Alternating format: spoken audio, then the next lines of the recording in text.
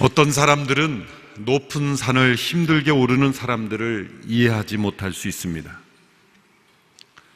그러나 자신을 극복하며 오른 높은 곳에서 세상을 바라보는 그 시선은 평지에서만 세상을 바라보는 시선과 비교할 수 없는 기쁨을 가져다 줍니다. 믿음으로 살아가는 영적 세계도 마찬가지입니다. 그리스도인으로서 영적 고지를 향하여 힘들게 등반하는 것이 어떤 사람들에게는 불필요한 일처럼 보일 수 있습니다. 그냥 적당히 믿는 척 하면서 살아도 될 것 같습니다. 그러나 그러한 태도가 바로 세상의 풍조에 휩쓸려 육신을 따라 살게 되는 이유입니다. 우리는 베드로전서에 나타난 사도 베드로의 표현대로 마음의 허리를 동이고 정신을 차리고 믿음 안에서 영적인 성장을 끊임없이 추구해야 합니다. 오늘 본문에 나타난 이 바울의 기도는 기도 가운데 영적 정상으로 등반하는 모습을 우리에게 보여줍니다. 많은 분들이 이 기도를 가리켜 성경에 나타난 진리, 하나님의 계시의 모든 영광 속에서 최고의 절정을 이루는 기도다라고 말합니다. 이 기도문 이전까지 사도 바울을 통해 우리는 에베소서 1장부터 3장 13절까지의 말씀을 통해서 복음의 진리와 또 하나님의 나라의 그 놀랍고 영광스러운 진리를 우리에게 깨우쳐 주었습니다. 가장 반복된 단어는 그리스도 안에서라는 단어입니다. 어떤 말씀을 읽을던지 간에 이 반복되어 나타난 표현은 아주 중요한 것이죠. 에베소 1장부터 3장까지 에베소 전체도 마찬가지지만 여러분이 한번 읽어보십시오. 그리스도 안에서라는 단어가 얼마나 반복되는지. 구절마다 그리스도 안에서, 그리스도 예수 안에서, 우리 주 그리스도 안에서, 이 그리스도 안에서라는 이 단어가 빠지지 않는 것입니다. 그리스도인의 정체성은 어느 교회에 출석하느냐, 어떤 직분을 가지고 있느냐 달려있는 것이 아닙니다. 진정한 정체성은 그리스도 안에 있는 이 하나님의 은혜를 알고 그리스도 안에 거하는 삶을 사는가에 달려있는 것입니다. 사도 바울의 기도는 예수 그리스도 안에 있는 성도들을 위하여 기도하고 있는 것입니다. 그리스도 예수 안에서 하나님을 아버지라 부를 수 있게 된 사람들, 그들이 그리스도 안에 주어진 하늘의 신령한 복이 무엇인지를 더욱 깊이 깨닫고 그리스도 안에서 주어진 그 기업의 영광스러움을 깨닫고 그리스도 안에 주어진 그 믿음의 축복과 은혜를 날마다 누리며 살기를 기도하고 있는 것입니다. 바울은 이 기도에서 환경의 변화를 위해 기도하고 있지 않습니다. 또한 자기 자신을 위해서 기도하고 있지도 않습니다. 갇혀있는 자신의 상태가 변화되어 자유케 해달라고 기도하고 있지도 않습니다. 자신의 건강을 위해서도 기도하고 있지 않습니다. 오직 하나님의 나라와 그의 의를 구하고 있습니다. 그리스도 안에서 주어진 이 놀라운 은혜와 축복을, 그 능력을 성도들이 체험하기만을 기도하고 있습니다. 그 기도의 제목은 속사람을 능력으로 강건하게 하소서라는 기도의 제목입니다. 오늘 보면 3장 16절 말씀 같이 읽겠습니다. 시작. 하나님께서 여러분에게 그분의 영광의 풍성을 따라 성령으로 인해 여러분의 속사람을 능력으로 강건하게 하시고, 이 속사람이라는 표현은 사도 바울 서신에 나오는 독특한 표현입니다. 고린도후서 4장 16절에도 보면 겉사람은 후패하나 속사람은 날로 새로워진다 라는 표현이 있습니다. 로마서 7장 22절에서도 내 속사람은 하나님의 법을 즐거워하되 이렇게 표현했죠. 이 속사람은 무엇이겠습니까? 이 두 구절을 통해 보면 속사람은 날로 새로워지는 것이며 또한 하나님의 법을 즐거워하는 것이다 라고 표현했습니다. 그러므로 이 속사람은 그리스도 안에 있는 새 생명이 우리의 영 안에 태어나고, 그리고 그 영 안에 태어난 새 생명이 점점 자라나 한 인격체로, 새로운 인격체로 성장해 가는 것이 바로 속사람이다, 이렇게 말할 수가 있죠. 왜 사람이라고 표현했을까요? 그것은 한 생명이 인격체로 자라가는 것을 의미하기 때문이죠. 생명은 자라는 것입니다.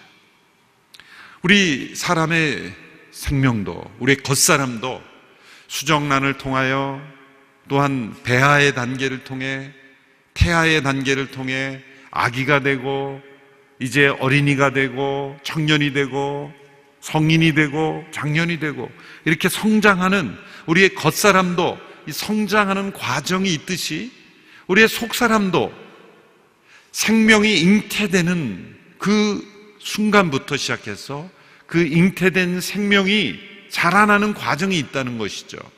영적 생명의 배아기, 태아기, 유아기, 그리고 청년, 아비, 이렇게 계속해서 속사람이 성장해 가는, 우리의 겉사람의 성장 과정과 같이 우리의 속사람도 온전한 인격체로 점점점 성장해 가는 과정이 있다는 것이죠.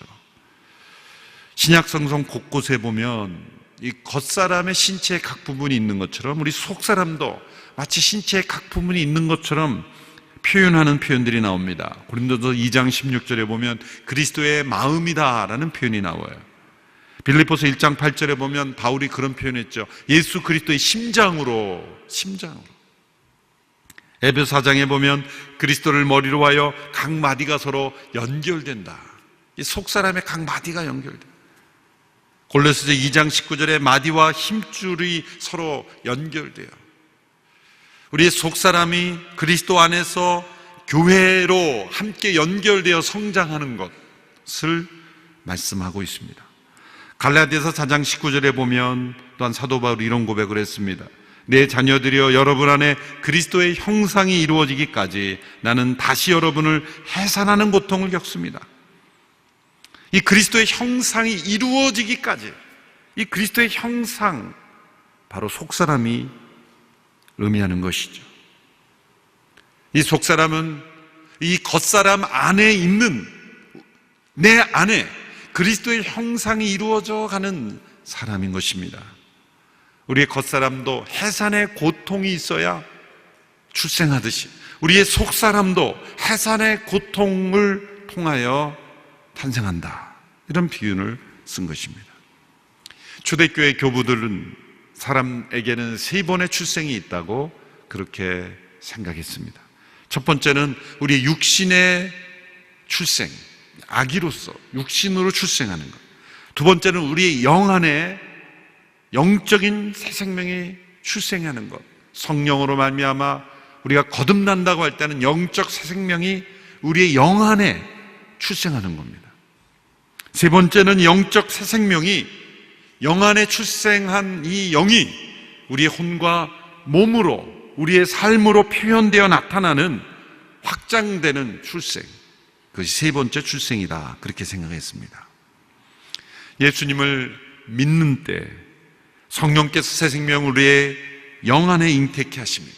그 영적 새 생명이 이제 자라나 우리의 속사람이 점점 강건하게 성장함으로 우리의 겉사람 안에, 겉인격이 아니라 우리의 내면에 그리스도의 형상의 속사람이 인격으로 성장해야 한다는 거예요. 어떻게 한 인격체 안에 또 다른 인격체가 성장할 수 있을까? 신비죠. 사도 바울이 로마서 7장에서 갈등하고 고민한 것이 그것이 아닙니까? 내 속사람은 하나님의 법을 즐거워하고 순종하기 원하나 겉사람이, 우리의 혼과 육이, 몸이 그것을 거부하는 거예요. 두 가지 저항이 있습니다. 우리 영 안에 잉태된 그리스도의 형상이 온전히 이루어지기까지 두 가지 저항이 있어요. 하나는 외부의 저항이고 또 하나는 내부의 저항이에요. 외부의 저항은 무엇이겠습니까? 지난주 살펴본 베드로전서 5장 마지막의 말씀대로 원수 사탄 마귀의 공격이죠. 사탄 마귀가 우리를 무슨 목적으로 공격하겠습니까? 그것은 우리 안에 그리스도의 형상이 이루어지는 것을 막는 것입니다. 만일 한 사람 안에 그리스도의 형상이, 온전한 형상이 이루어진다면 역사가 어떻게 변화될 줄을 알기 때문이에요. 외부의 저항, 내부의 저항은 무엇이겠습니까? 우리의 혼과 몸의 저항이에요. 우리의 영 안에 태어난 영적 새 생명이 자라나 이 속사람이 점점점 강건하게 되어서 겉사람에게까지 영향을 주고 겉사람도 변화시키는, 겉사람이 후패해지고 겉사람은 십자가에서 처리되었기 때문에 아무런 영향을 못 미치고 우리의 영적 새 생명으로 태어난 그리스도의 형상만이 나타나게 되는 것을 가로막는 저항이 우리의 겉사람이 그런 일을 한다는 거죠. 여러분, 우리 영 안에 영적인 새 생명이 태어나는 것은 우리 힘으로 되는 일이 아닙니다. 전적인 하나님의 은혜입니다. 하나님께서 그리스도 안에서 행하신 일을 받아들일 때 우리의 영 안에 영적 새 생명이 태어나는 것입니다. 거듭나는 것입니다. 이것은 선물을 받듯이 그저 받아들이면 되는 믿음의 역사입니다. 그러나 이제 우리 영 안에 태어난 이 새 생명이 우리 혼과 몸으로 확장되어 성장하여 그리스도의 형상이 이루어지는 과정은 우리의 참여가 요구되는 것입니다. 얼마나 성령의 능력과 은혜를 의지하는가, 얼마나 우리 자신을 부인하고 우리 옛사람을 십자가에 못 박고 성령을 따라 행하는가에 따라서 그리스도의 형상이 더욱 온전히 이루어질 수도 있고 그렇지 않을 수도 있는 겁니다. 이것 또한 성령의 역사지만 우리의 참여가 요구되는 것은 우리에게 주어진 자유의지 때문입니다. 바울이 속사람이 능력으로 강건해지기를 기도하는 이유가 바로 여기에 있는 것입니다. 정리해보면 세 가지 이유가 있는 것이죠. 첫째는 우리의 속사람이 겉사람처럼 영적 새 생명에서 아기에서 성인으로 자라는 그 과정이 있기 때문이에요. 요한일서에도 보면 어린아이가 있고 아이의 단계가 있고 청년의 단계가 있고 아비의 단계가 있고, 고린도전서에도 보면 영적으로 어린아이다 그런 표현이 있고, 히브리서에 보면 단단한 식물을 먹지 못하는 그런 어린아이의 그런 단계가 있다고 말하지 않습니까? 영적 성장의 단계가 있는 거예요. 우리의 속사람의 이 성장이 이루어져야 되는 거예요.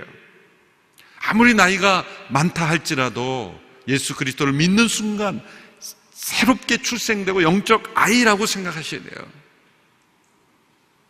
속사람이 강건해져야 됩니다. 우리 믿음은 겉사람을 포장하는 게 아니라 속사람이 강건해짐으로 우리 영 안에 잉태된 새 생명이 우리의 삶 속에 우리의 혼과 몸에 넘어서서 확장되어서 우리의 겉사람은 후패해지나 우리 속사람이 능력으로 강건해짐으로 그리스도의 형상을 이루어야 되는 거예요. 왜 속사람이 강건해지기를 기도해야 됩니까? 원수 마귀가 음흉하고 교활하게 그 성장을 가로막고 있기 때문입니다.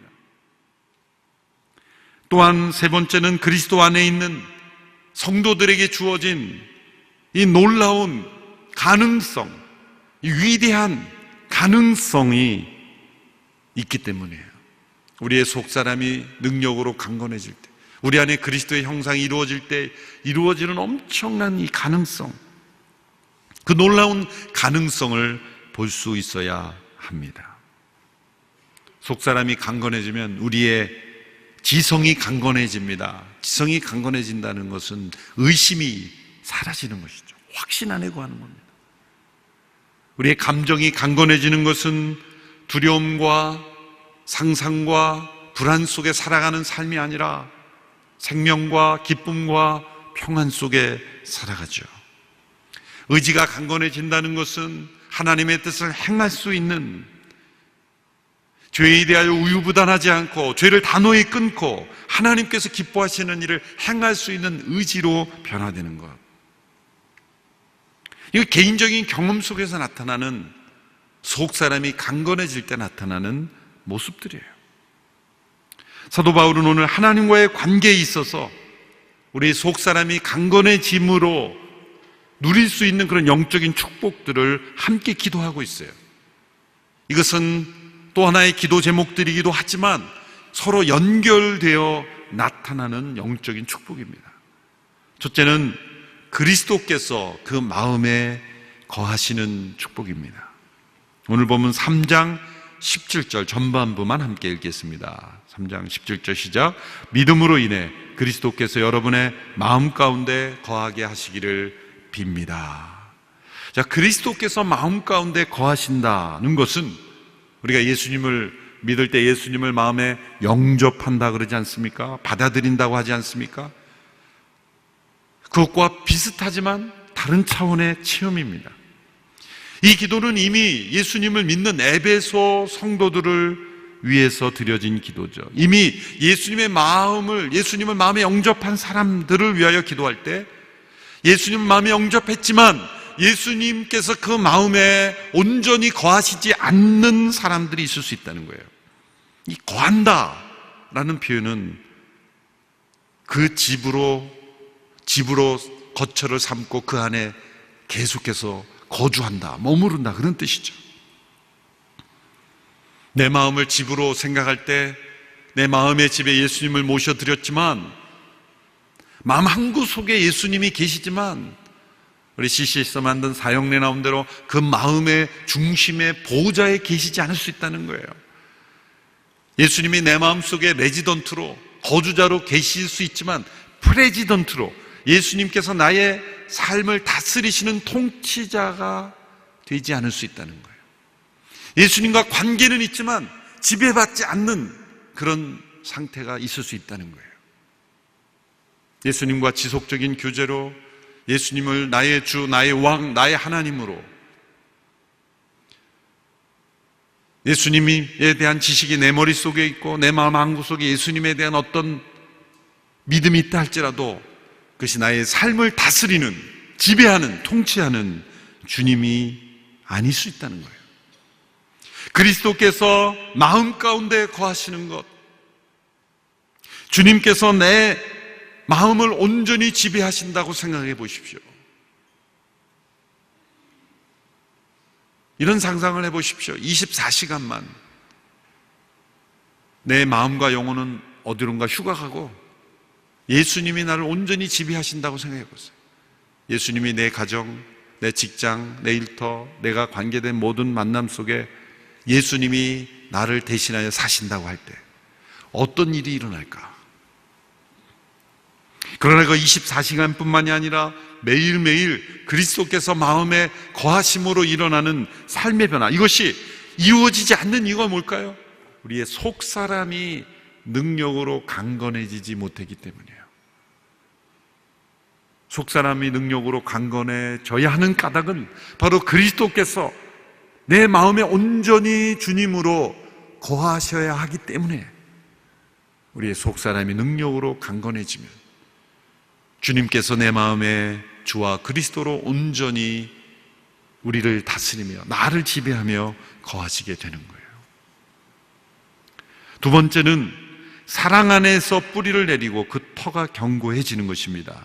오늘 보면 10절 후반부부터 19절 전반부까지 함께 읽어보겠습니다. 시작. 여러분이 사랑 안에서 뿌리가 박히고 터가 굳어짐으로 모든 성도들과 함께 능히 그리스도의 사랑의 너비와 길이와 높이와 깊이가 어떤지를 깨닫고 지식에 뛰어넘는 그리스도의 사랑을 알아, 이렇게 했습니다. 바울은 뿌리 깊은 나무가 견고하게 서 있는 모습을 상상하고 있고 아주 튼튼한 기초공사로 어떠한 지진에도 견디는 견고한 건물 두 가지를 상상하고 있습니다. 하나는 생명력 있게 자라는 그런 힘 있는 나무, 열매 맺는 나무를 상상했고, 하나는 어떠한 압력과 환경에도 흔들리지 않는 견고한 건물을 의미하고 있어요. 이것은 무생물체지만 이 두, 하나는 생명체, 하나는 무생물체지만 공통점은 무엇입니까? 견고함입니다. 흔들리지 않는 것입니다. 여러분, 우리의 인생이라는 나무의 뿌리가 왜 흔들립니까? 왜 넘어집니까? 왜 우리 인생이라는 집이 왜 흔들립니까? 흔들리지 않는 견고한 토양 위에 그 기초가 중요하다는 거예요. 그것이 무엇이 되어야 됩니까? 사랑이 되어야 된다. 우리 인생이 뿌리 내리는 그 토양이 사랑일 때 놀랍게도 그 나무는 견고하게 자라나 풍성한 열매를 맺는다.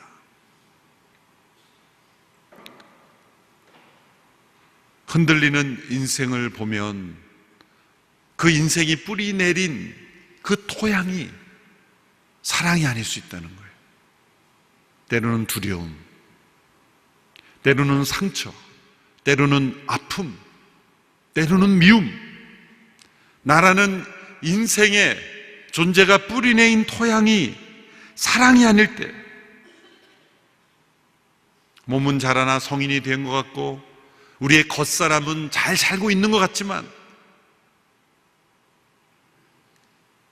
삶의 열매를 보면 사랑의 열매가 아닌 상처와 두려움과 미움과 아픔의 열매가 자라나는 거예요. 그래서 아주 어린 시절에 어린 유아기 때 무조건적인 용납과 사랑이 필요한 이유가 바로 거기에 있는 것이죠. 어떤 상황에든지 사랑으로 해결해야 되는 이유가 바로 거기에 있는 것이죠. 하나님께는 사랑과 공의의 속성이 있지만 공의가 이기는 것이 아니라 하나님의 사랑이 이깁니다. 하나님이 세상을 심판하시는 까닭도 사랑입니다. 미움으로 세상을 끝내시는 하나님이 아니라 사랑하시기에 이 세상을 끝내고 사랑하시기에 새하늘과 새 땅을 준비하시는 거 아닙니까? 성경의 끝은 사랑이에요. 왜? 우리에게 새하늘과 새 땅을 준비해 주셨기 때문에. 우리 인생의 끝은 죽음이 아니라 부활입니다. 죽음은 하나님의 심판이지만 죽음을 넘어선 영원한 생명과 부활을 허락하신 것은 하나님의 사랑이죠. 우리의 인생의 토양이 사랑이 되어야 합니다. 우리의 속사람이 강건해짐으로써 우리의 삶의 토양이 그리스도의 사랑에 깊이 뿌리내리는 거예요. 우리의 믿음의 여정은 이 사랑을 깨달아가는 거예요. 체험하는 겁니다. 이 그리스도의 사랑의 넓이와 길이와 높이와 그 깊이를 깨달아가는 거예요. 그리스도의 사랑의 이 넓이가 얼마나 넓습니까? 모든 족속을, 모든 사람을 품을 만큼 넓습니다. 그 사랑의 길이는 어떠합니까? 영원한 사랑입니다. 그 사랑의 높이는 우리를, 죄에 빠진 우리를 건져내실 만큼 그 사랑의 깊이는 깊습니다. 그 높이는 우리를 건져내어서 그 하늘에까지 우리를 이끌어 올리실 만큼 그 사랑의 높이는 높습니다. 그리스도의 사랑은 우리의 상상을 초월합니다. 유대인들은 이 사랑의 넓이를 알지 못했기 때문에 이방인들을 품지 못했어요. 베드로는 이 사랑의 길이를 알지 못했기에, 끝까지 사랑하시는 이 사랑을 알지 못했기에 제자 됨을 포기하고 싶었어요. 가룟 유다는 이 사랑의 깊이를 알지 못했기에 향유를 부은 여인에 대한 주님의 사랑을 알지 못했어요. 많은 사람들이 사랑의 높이를 알지 못합니다. 그래서 땅에 속한 것들을 사랑하며 살아가는 거예요. 우리의 속사람이 능력으로 강건해질 때 우리는 이 그리스도의 사랑의 이 놀라움을 깨닫고 우리 인생의 토양이 바뀌는 거예요. 미움과 상처와 두려움에 뿌리내렸던 우리의 인생이 그리스도의 사랑에 깊이 뿌리내릴 때 우리 속에서 사랑의 열매가 맺어지는 거예요. 세 번째는 이 첫 번째와 두 번째를 통해 이루어지는 겁니다. 19절 후반부의 말씀입니다. 19절 후반부 같이 읽습니다. 시작. 하나님의 모든 충만하심의 정도에까지 충만하게 되기를 기도합니다. 어떤 분은 이 기도의 제목을 모든 기도의 최고목, 클라이막스다라고 부르기도 합니다. 하나님의 모든 충만하심의 정도에까지 이르는 이 충만함은 흘러넘치는 거예요. 뭔가 우리의 삶을 보면 뭔가 결핍되어 있는 것 같고, 뭔가 부족한 것 같고, 뭔가 더 있어야 될 것 같고,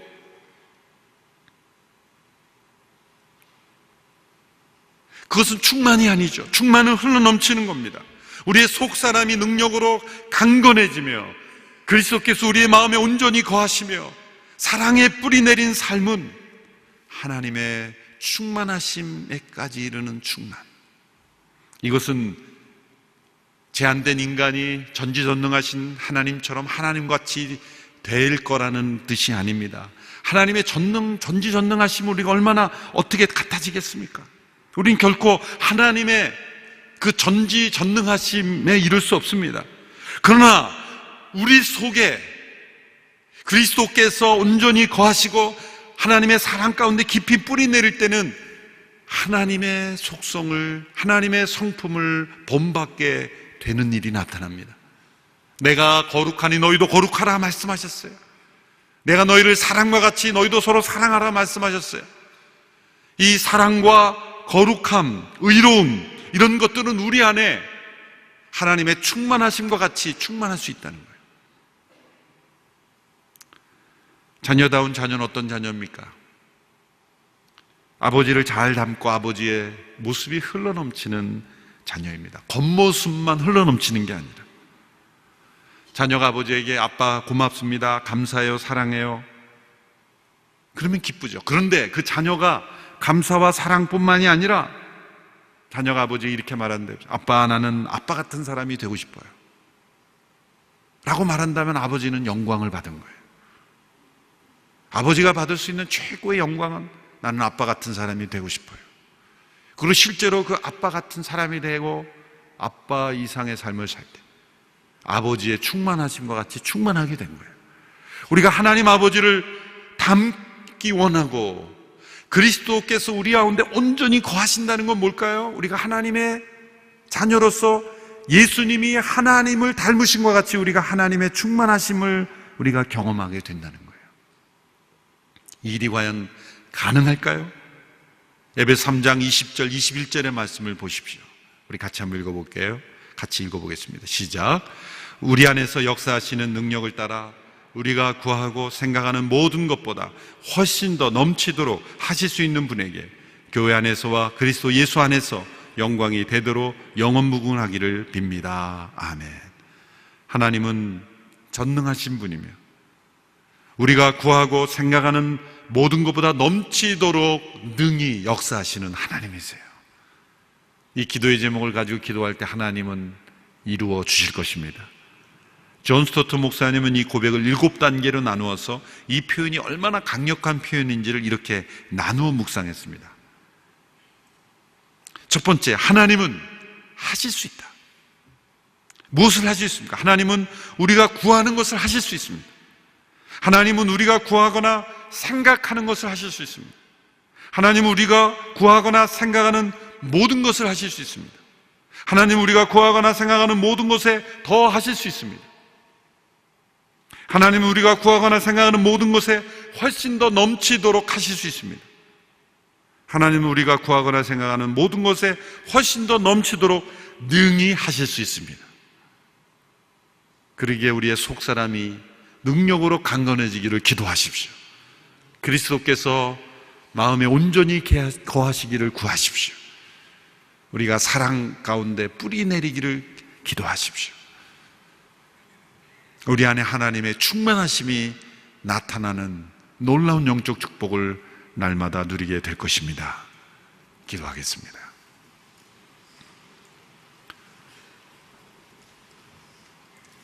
예수 그리스도를 통해 우리에게 영적 새 생명을 허락하심을 감사합니다. 이 새 생명이 날마다 자라나 우리 안에 온전히 그리스도의 형상이 이루어지기를 원합니다. 그래서 아버지의 충만하심에까지 이르는 놀라운 영적인 축복이 우리의 삶 속에 이루어지게 하여 주시옵소서. 예수님의 이름으로 기도합나이다. 아멘.